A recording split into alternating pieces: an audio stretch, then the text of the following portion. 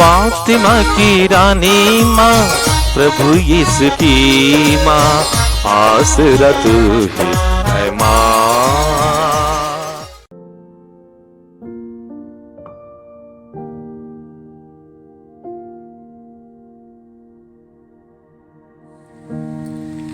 पहला पाठ नबी योना का ग्रंथ, अध्याय 4, पद संख्याएं 1 से 11 तक।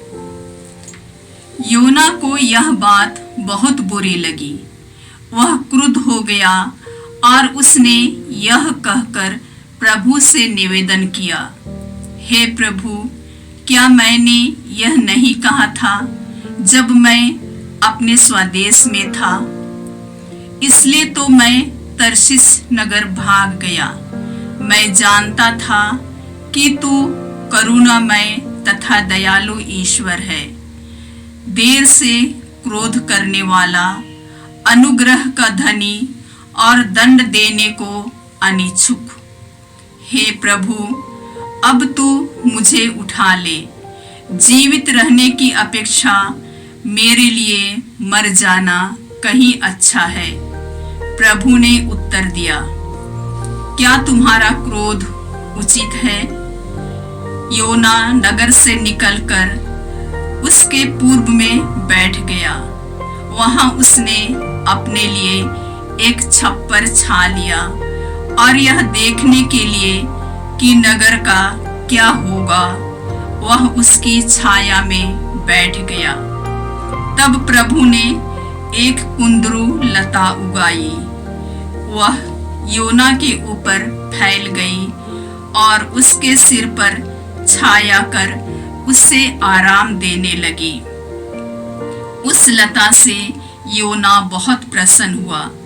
दूसरे दिन सवेरे प्रभु ने एक कीड़े को लता काटने का आदेश दिया और वह लता सूख गई।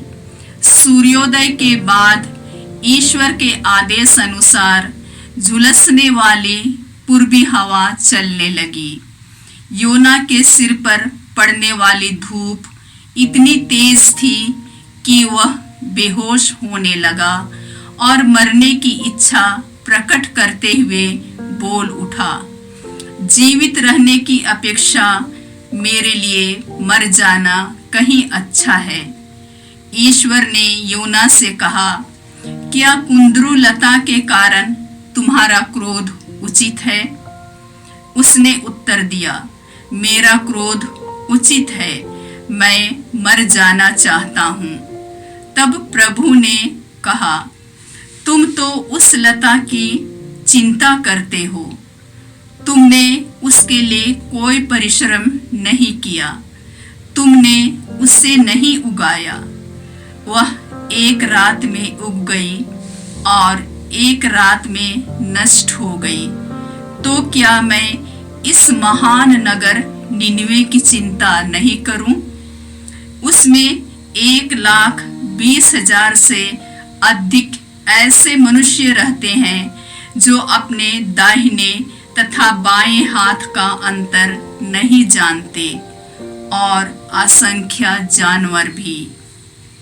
यह प्रभु की वाणी है। ईश्वर को धन्यवाद। भजन अनुवाक्य। हे प्रभु, तू दया और अनुकंपा से परिपूर्ण है। हे प्रभु, तू दया और अनुकंपा से परिपूर्ण है। हे प्रभु, तू ही मेरा ईश्वर है, मुझ पर दया कर।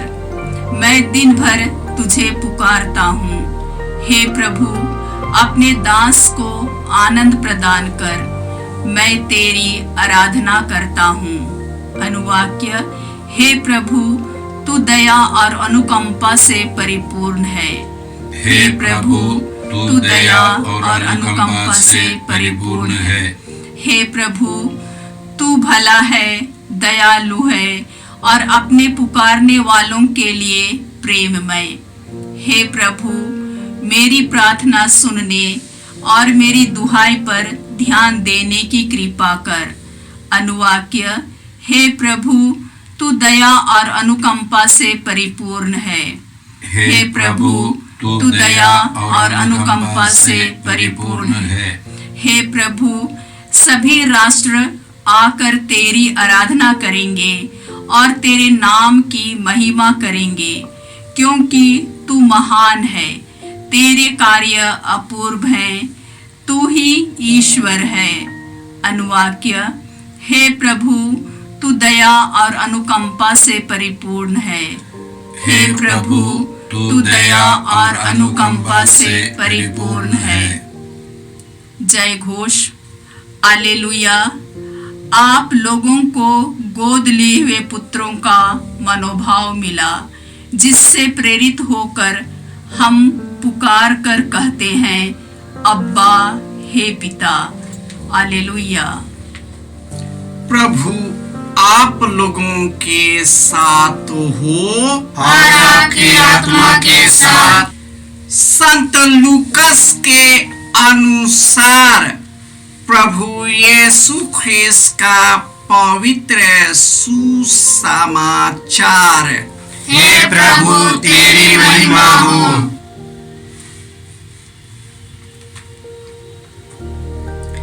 अध्याय 11 पद संख्याएं 1 से 4। एक दिन यीशु किसी स्थान पर प्रार्थना कर रहे थे। प्रार्थना समाप्त होने पर उनके एक शिष्य ने उससे कहा, हे प्रभु, हमें प्रार्थना करना सिखाइए, जैसे योहन ने भी अपने शिष्यों को सिखाया। यीशु ने उनसे कहा, इस प्रकार प्रार्थना किया करो, हे पिता, तेरा नाम पवित्र माना जाए, तेरा राज्य आए, हमें प्रतिदिन का हमारा दैनिक आहार दिया कर, हमारे पाप क्षमा कर, क्योंकि हम भी अपने सब अपराधियों को क्षमा करते हैं, और हमें परीक्षा में न डाल।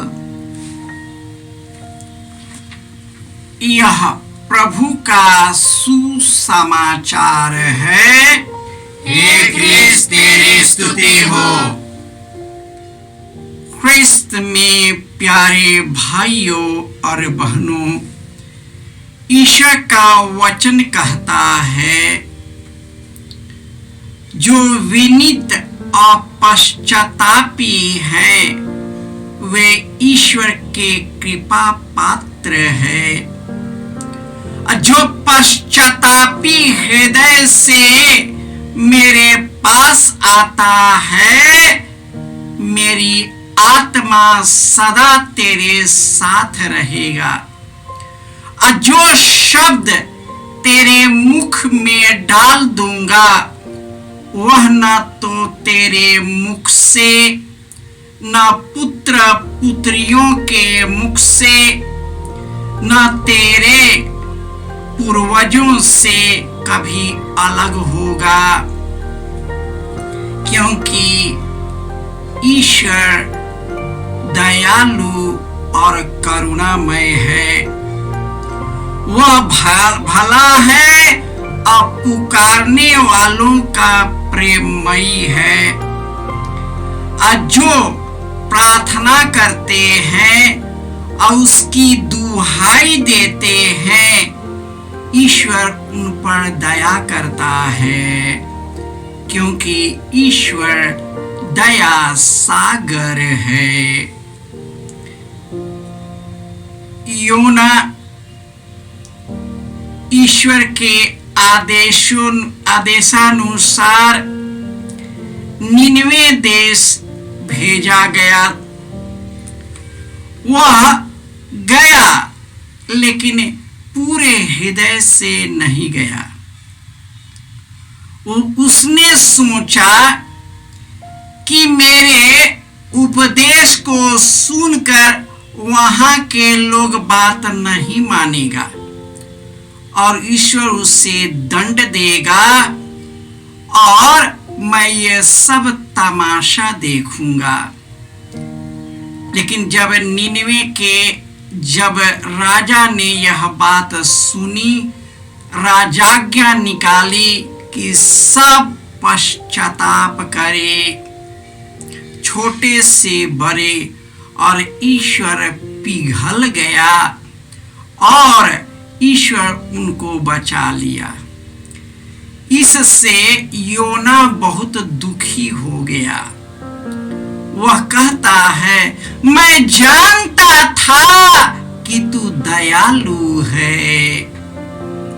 और वह दुखी दुखी बैठा था। बैठते बैठते एक पेड़ उगता है और वह पेड़ उसे छाया देता है, लेकिन एक कीड़ा दूसरे दिन उस पेड़ में जाता है और उसको मार देता है और उसको फिर गर्मी लगती है और इससे वह फिर गुस्सा होता है। हम उसके लिए गुस्सा होते हैं जो हमने कुछ किया नहीं। ईश्वर ने उससे पूछा, तुम इसलिए गुस्सा करते हो कि मैं निनवे के लोगों को बचा लिया? तुम इसलिए गुस्सा करते हो कि जो पेड़ हमने उगाया था उसे सुखा दिया? इसके लिए तुमने कोई परिश्रम नहीं किया और तुम उसी के लिए गुस्सा होते हो। आज का मनुष्य योना के ही जैसे है। हालांकि हम जो करते हैं पूरे मन और हृदय से नहीं करते, और करते भी हैं तो केवल अपनी इच्छा पूरी करने के लिए। हमारा उत्तरदायित्व होता है कि हम जो कार्य को करते हैं पूरे मन और हृदय से करें और उसी कार्य में ईश्वर की इच्छा को पूरा करें। यदि हम मन मसोट कर करते हैं, केवल यूं ही करते जाते हैं, केवल परिवार को चलाने के लिए काम करते हैं, लेकिन अपने उत्तरदायित्व से विमुख होते हैं। आज कार्य करने वाले लोग सोचते हैं हमको परिवार चलाना है, घर चलाना है। ईश्वर चलाएगा और आपकी मदद करेगा, लेकिन उस कार्य के द्वारा आपको सेवा भी देना है। यदि टीचर का काम है कार्य करना, चाहे सरकारी हो या प्राइवेट हो, हमें पूर्ण रूपेण कार्य करना है। हमें एक दूसरे की भलाई के बारे में सोचना है और उसी भलाई के द्वारा ईश्वर हमारे परिवार को आशीष और कृपा प्रदान करता है। ईश्वर जहां निवास करता है वह हर प्रकार के बुराई से बचता है। प्रभु यीशु कहते हैं, जहां पर 2 या 2 से अधिक मेरे नाम पर इकट्ठे होते हैं, वहां पर मैं निश्चित इकट्ठा होता हूं। यदि हम ईश्वर से जुड़कर प्रार्थना नहीं करते तो हमारे अंदर में आत्मिक शक्ति कैसे आएगी? हम तो केवल शरीर के जो मांगेगा उसी को पूरा करेंगे, लेकिन जो आत्मा के लिए जरूरत है उससे हम वंचित हो जाएंगे। यही कारण है जब यीशु प्रार्थना करने के बाद उनके शिष्य ने उनसे कहा, प्रभु हमें प्रार्थना करना सिखाइए। क्या है कि इस प्रकार अपने ईश्वर का नाम पवित्र माना जाए। ईश्वर पवित्र है और इस दुनिया में भी उनका नाम पवित्र करना है, ताकि उसी पवित्रता से हमारा हृदय पवित्र बने। उनका राज्य जैसे स्वर्ग में है, इस पृथ्वी पर हमारे घर में, हमारे परिवार में, हमारे बाल बच्चों में निवास करे। और उसने कहा कि मनुष्य को जीने के लिए, ऊर्जा के लिए भोजन की जरूरत है और प्रतिदिन का आहार हमें दे। जैसे हम एक दूसरे के पापों को क्षमा करते हैं, अपराधों को क्षमा करते हैं, उसी प्रकार हमारे भी पापों और अपराधों को क्षमा कर और हमें बुराई के रास्ते से बचा, बुराई के मार्ग से बचा। हे, यह सुंदर प्रार्थना है, यह जीवन का आधार है, हमारे जीवन का मूल है। ईश्वर का वचन कहता है, ईश्वर ही सब कुछ का मूल कारण, प्रेरणा, स्रोत और हमारा लक्ष्य है। उसी को अनंत काल तक महिमा। हम जो भी कार्य करते हैं, कोई भी पेशा करते हैं, वह केवल माध्यम है। उसके माध्यम से हम ईश्वर से जुड़ते हैं और जब ईश्वर से जुड़ जाते हैं तो उनके अंदर से पवित्र आत्मा का वरदान हमें प्राप्त होता है। हमारे मन को, हृदय को शुद्ध करता है और हमें एक दूसरे की सेवा करने के लिए प्रेरित करता है। यह हमारे जीवन का मूल केंद्र है। जब ईश्वर हमारे जीवन से हट जाता है और ईश्वर को पहला स्थान नहीं देते हैं, हमारे बाल बच्चे भटकते हैं, हमारी जिंदगी भटकने लगती है, हमारी परिवार के नैया डवाडोल होने लगता है। हम दुख और चिंता, विषाद में फंस जाते हैं और इस प्रकार हम कई बीमारियों का शिकार होते हैं। जब हम ईश्वर को ग्रहण करते हैं, ईश्वर के वचन को ग्रहण करते हैं, तो ईश्वर का आत्मा हमारी आत्मा को शुद्ध करता है और उनके रक्त और घावों के द्वारा हम सभी भले चंगे और स्वस्थ हो जाते हैं। हमारा पाप कितना भी बड़ा क्यों न, हम मनुष्य हैं, गिरते हैं, लेकिन जब पश्चातापी हृदय से उनके पास आते हैं, हमारे पापों को क्षमा कर देते हैं। जिस प्रकार उन्होंने निनिवे के लोग जो इस्राएली नहीं थे, जो योना के वंश के नहीं थे, ईश्वर ने उनको सुरक्षित रखा, क्योंकि ईश्वर के लिए सब मनुष्य एक है।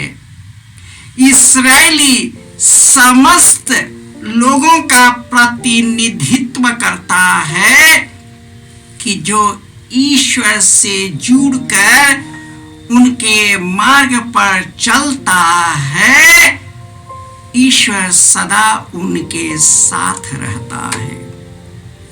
जब ईश्वर हमारे साथ चलता है, हमारे अंदर निवास करता है, तो हमारे अंदर का डर निकल जाता है और हम कई प्रकार के बीमारियों से, मानसिक बीमारियों से, दुख से हम निकल जाते हैं।